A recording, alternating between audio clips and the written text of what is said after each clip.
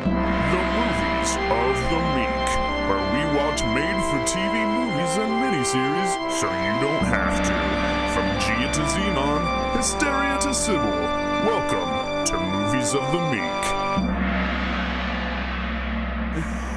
Alright, so yeah, The Craigslist Killer is another wonderful Lifetime movie about a man named, it's a true story based on the life of Phil Markoff, I think his last name is. Yeah, they love those. Yeah, they love those. He's top of his grade in med school. Yeah. Great all around dude. We think so. Yeah. But on the side, he likes to lure women through Craigslist posts. Yeah. Where he ties them up, sometimes punches them, sometimes kills them. I like how sometimes punches them. He doesn't really know what he's doing. No. That's like the fun part of the movie is like watching him like learn how to be a serial killer. He never quite figures it out. That's like, all right. So one of my favorite parts is when he ends up falling in love with this girl. He maybe falling in love with this girl. Who knows? Okay, yeah, go ahead. Okay, Sorry. so he ends up maybe falling in love with this girl named Meg, and one of my favorite things is the scene where it's going back and forth between her trying on wedding dresses and him at a department store buying shit to kill people. The best fucking, like, it's the best feel-good music ever. Like super cliche feel-good music, and she's like, oh my god, I got the fucking dress, I got this, and he's picking out duct tape and like zip tie because they don't change the tone of the music when he's not in the department store. So it's like super nice music when she's there. It doesn't change the tone when he's trying to find things to tie women up with. Which also, I don't know if you noticed, but the guy who composed the music for this is our boy Tree Adams, who did the music for Lizzie Borden. Really? Yeah, it's the same dude. He kills it. As soon as the movie started with that, it does the title crawl, and I was just okay, someone typing in Craigslist Killer, and then it goes straight to this terrible song.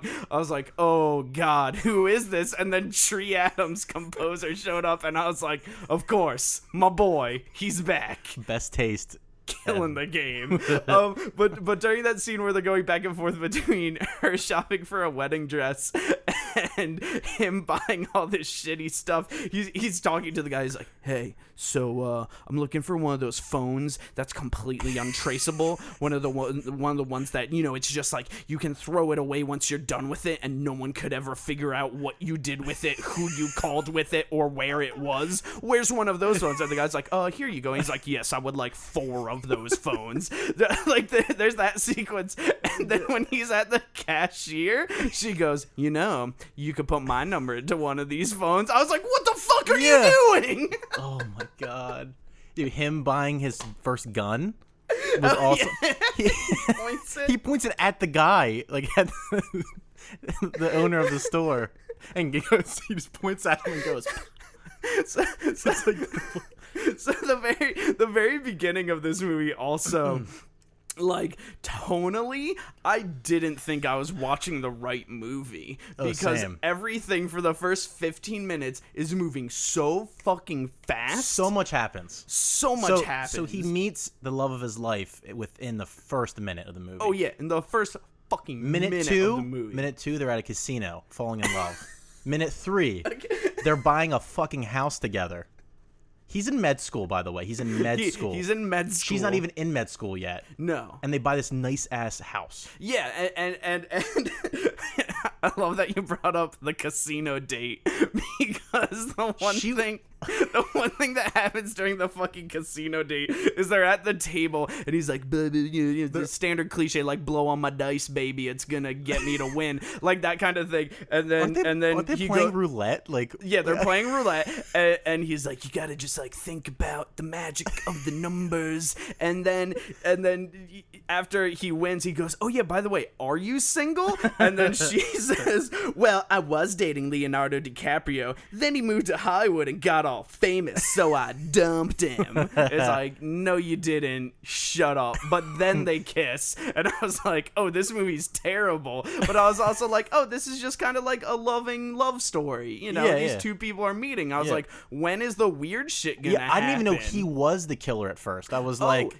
when does, like, I was thinking maybe she goes on Craigslist and she gets he's a psychopath. Yeah, and that, as we soon find out. That was something that I thought was like super crazy is just the fact that it's like it's such a harsh turn, and it's like, oh, so I guess we're not going to like give any sort of inklings to this side of him at all until he's straight up on Craigslist looking in the erotic services section while he's talking to her about like wedding cakes. Yeah, I don't understand why he decided to get married when he did. Like, he obviously had these fantasies that so the movie implies that this is one of my notes right here.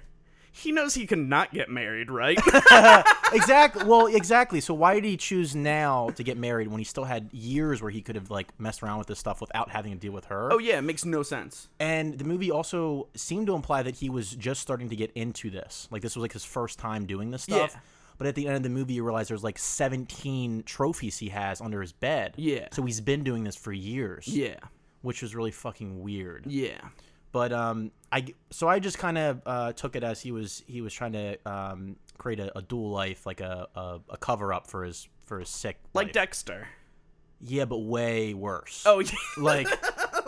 like he's really poorly. He's like Dexter, but he's like really bad at it. Yeah, and that's, you know, the one parallel that I drew this movie to really easily was H.H. Holmes, which is known as America's first serial killer. H.H. Holmes ended up building what's known as the Murder Castle. Now, the thing with H.H. Holmes is that, and very similar to the Craigslist killer, at least in the way I perceived it, H.H. Holmes was very much just about making money. Like, killing people was just because of the fact that he had no emotional connection to human beings, and he was like, life, who fucking cares? They're just bodies. People are bodies. Let's sell them. And so that is the way that H.H. Holmes went about his killings. It was simply the fact that he would murder people, he would steal whatever they had, and then he would sell their bodies to medical schools. But I thought he also liked to torture them, because he built a whole hotel to torture people. He built the he had a dungeon in that hotel, right? Yeah, they designed it in a way so that no one that was checking into the hotel would understand where any of the rooms were. Yeah. And he also hired multiple contractors to build the hotel in a way where none of them, no single person knew the exact layout of the murder castle other than him.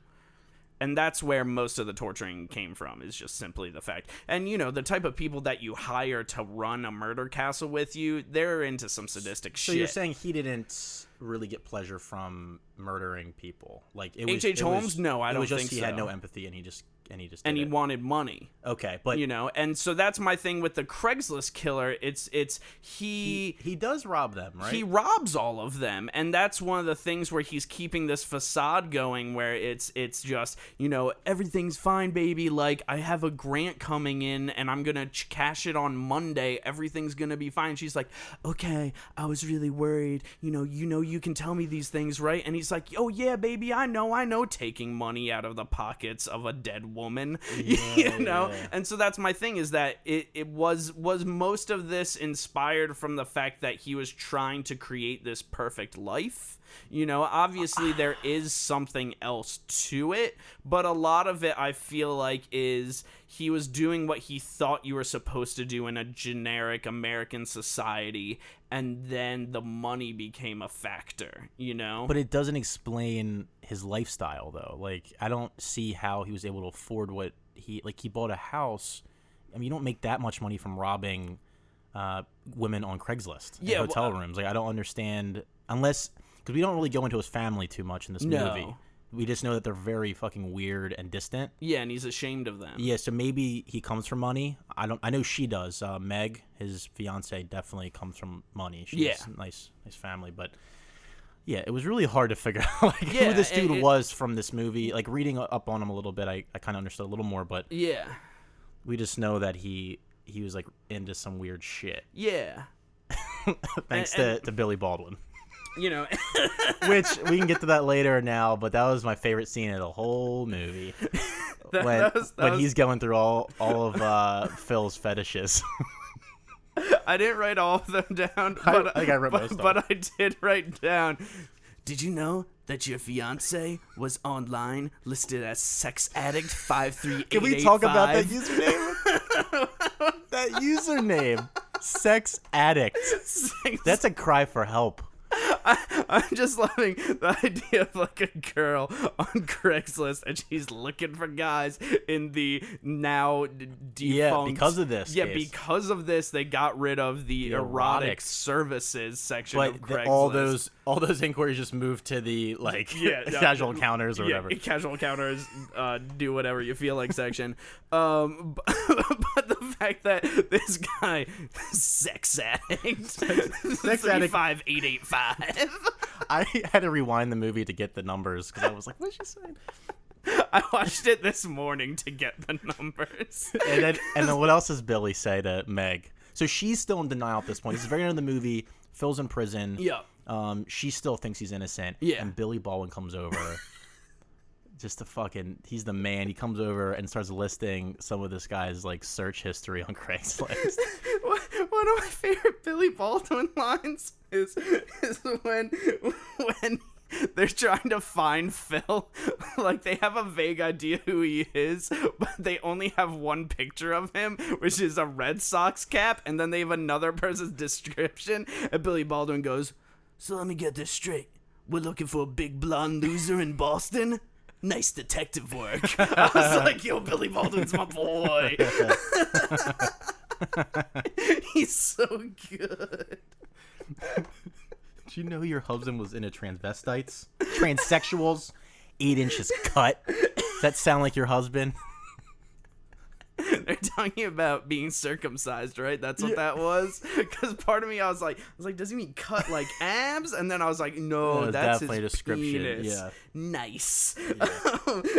And then Billy Baldwin at the beginning of the case doesn't understand Craigslist, and he's just like, there are killers out there without a face, meeting random people online with emails and texts. It's like, yes, Billy Baldwin, it's 2008 or whatever year it was. This wasn't that long ago. He's an old school 10 years type ago. of guy. He's an old school kind of guy. He acts like it's the 1930s. But yeah, I mean, it's a bummer that the Craigslist killer fucked up cool stuff for horny people, because that was a real market that, you know, people could be taking advantage of right now. So he only killed one person. And I thought when they label a killer, it's because of multiple kills, right? Yeah. I mean, because he tied the first girl up that we see in the movie, doesn't kill her. Yeah. Second girl, he kills her on accident, kind of like she attacks him. Yeah. And the third, he gets beat up and runs away. Yeah. But they label him as a Craigslist killer. Like, I don't know. I always thought when they label, that's like Jack the Ripper if he only killed one person. Yeah. Like he wouldn't be called Jack the Ripper then. Like, I always thought like this is like a serial killer name, right? Yeah. I don't know that much about killers. I think it was just they were calling him the Craigslist killer because he was literally killing people off of Craigslist. Just one. No one had dealt with that. Yeah, I know it was like a crazy news story when it happened. It was insane when it happened. Yeah, but I was just saying, like, he could have killed a few more people, right, to earn the name, but whatever. I mean, that's there's a book called The Wilderness and Ruin, which is about quote unquote America's youngest serial killer, and that's also, I believe that's also about Boston. And that one is about this young kid that would lure boys over to the pier and he would cut them. And then finally, after a little while, you know, he got an appetite for it, and he did end up killing one kid. And he's killed I think he killed a total of 2 people, and he almost killed a third, and he's considered America's youngest serial killer. Well, and that it is more than one at least. Yeah. And, you know, going back to Phil, it does imply that he did this to more than the 3 women that we saw. Oh, yeah, with the 17 fucking panties under the bed. But I think he was only charged for the 3 incidents in the movie. Yeah. That were showed in the movie. So maybe he did kill more women. I don't know. Yeah. But and I guess all in his like in the local area. Like this dude's he's a fucking clown. Like he didn't really try. I honestly feel kind of bad when I'm watching these movies sometimes, because it's one of those things, and they did a good job with it because they fucked with me, which is you watch these slasher movies, or you watch some of these like Lifetime serial killer style movies, or even, you know, those ones that are like documentary thing that's on, I don't know what channel, I don't have TV, but like True TV or something. Yeah, you watch one of those True TV things, and it's one of those things where when I started watching this movie, I was like, is this girl gonna die? I don't have to memorize her name. Is this girl gonna die? I don't have to memorize her name. And then that turned out to be the, you know, Phil's fiance and her best friend, and I was like, oh, I should remember their names then. Her name is Meg. What was her best friend's name? She is in the show Flash. Really? I don't know anything else about her. Phil looked familiar. I don't know what else he's in, but yeah, I thought he was actually pretty good. Like the actor who played him. Yeah, he was all right.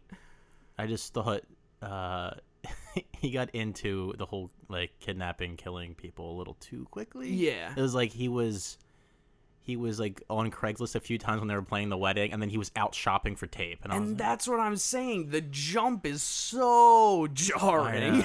Like him going from regular nice guy to I'm just looking for some sluts online is so quick and so aggressive. And he fucking doesn't he attack his coworker too? Yeah, so he does attack his coworker when he's drunk. He just wants to make out with her, and she's like, get off of me, and then he's like, if you fucking tell anyone about this, I will fucking end you.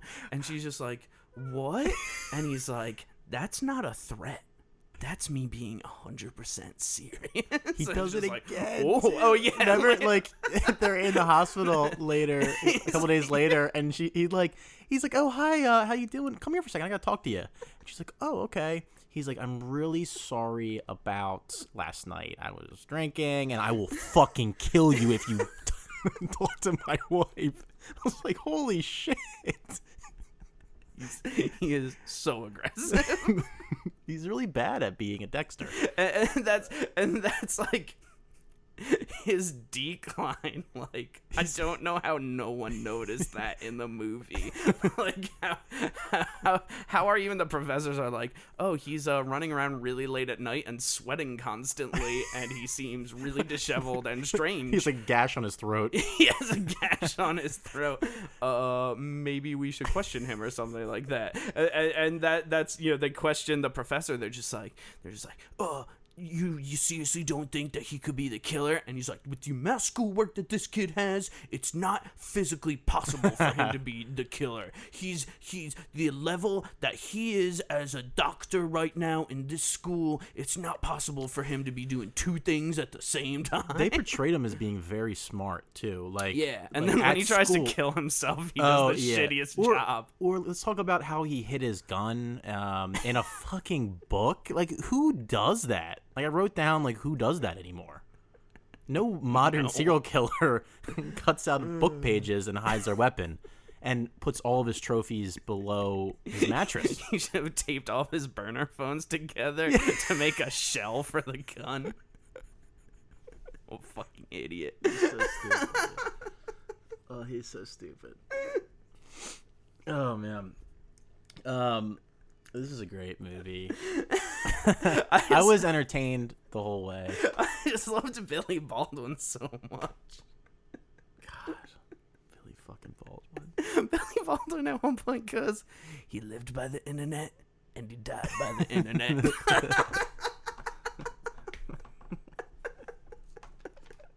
He was my favorite part. Oh, man. I also loved as the movie goes through the ups and downs. He goes and meets the family, and it's just like the very end he kills himself. Okay, which I didn't think they would include. No, it was kind of funny.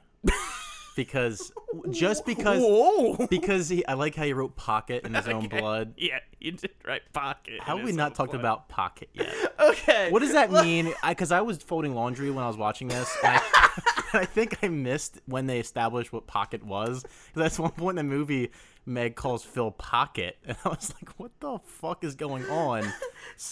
And they both call each other Pocket.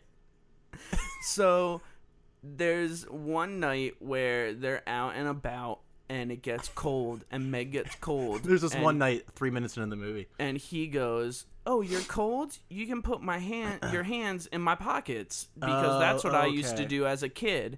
And she goes, "What?" And he goes, "Yeah, just put your hands in my pockets." And she puts the hands in his pockets, and she goes, "This is one of the cutest things ever." And then when they are out on their lovely chariot ride through the park, and she goes, "Ugh, it's a bit cold. I'm getting a bit tired." And then he goes, "Well, you can put my hands in pockets." And then, she puts her hands in the pockets, and she goes, "What is that?" And then that's when he gets out, and he's like, "Megan, whatever last name, will you marry me?" And that's when she's like, I haven't even introduced you to my family yet, and we've been together for like 6 months, and this is really soon.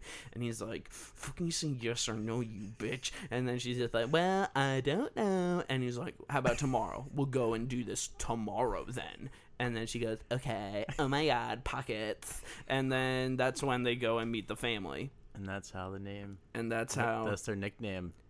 But not even for that much of the movie. At the towards the end, I think.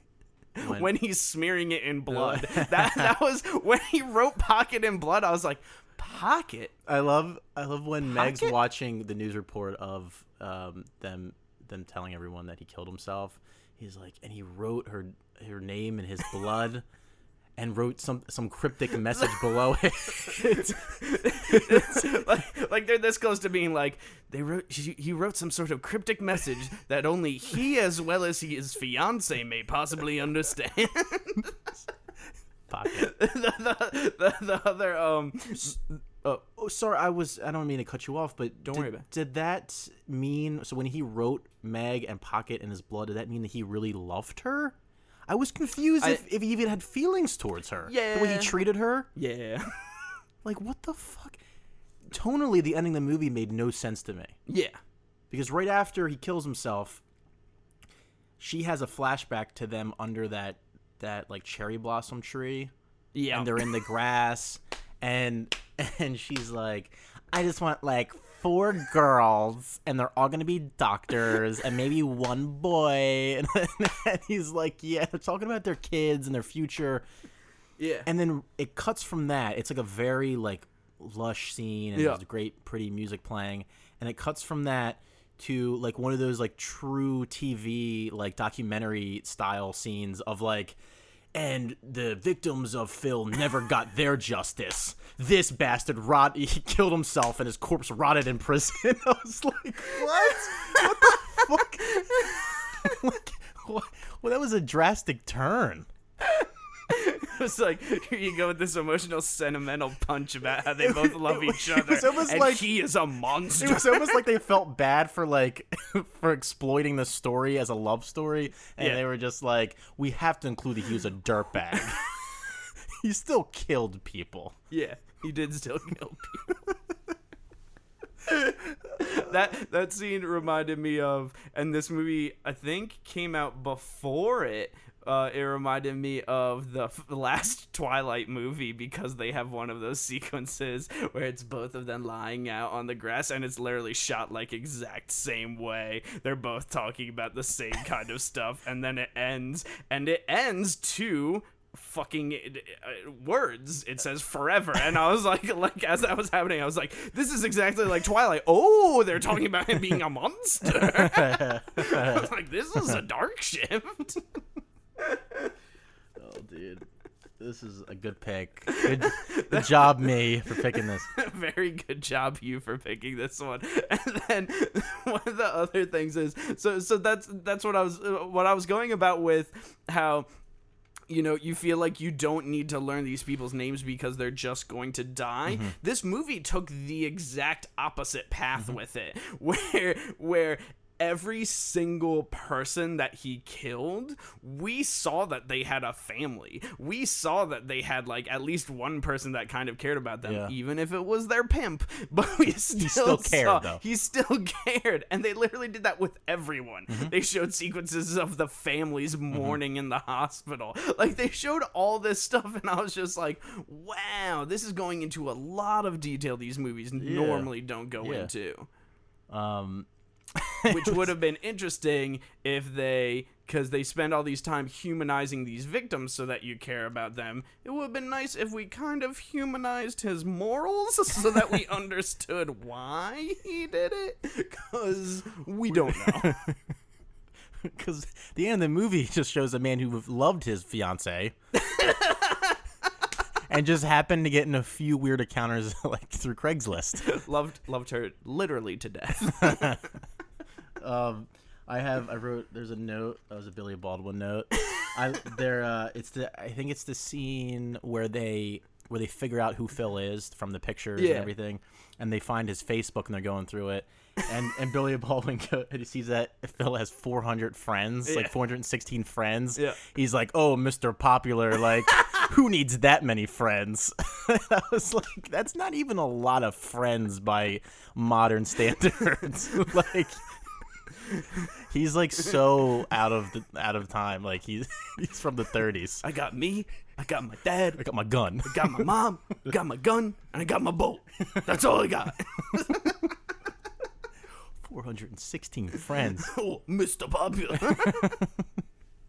And, you know, that's what they show him as the very beginning of the movie, when he's helping people out and he's touching that girl really oddly sexually in the first 30 seconds of the movie. He's like, here, let me show you where this is on the body. And he's like, hey, baby, turn and cough. He doesn't say that. So none of that was real. Like, that's all fake. His whole personal life with his friends at the med school, his fiance, that's all fake? Or is that real? What do you mean? Like, do you think he had friends? Does he have feelings for these people or not?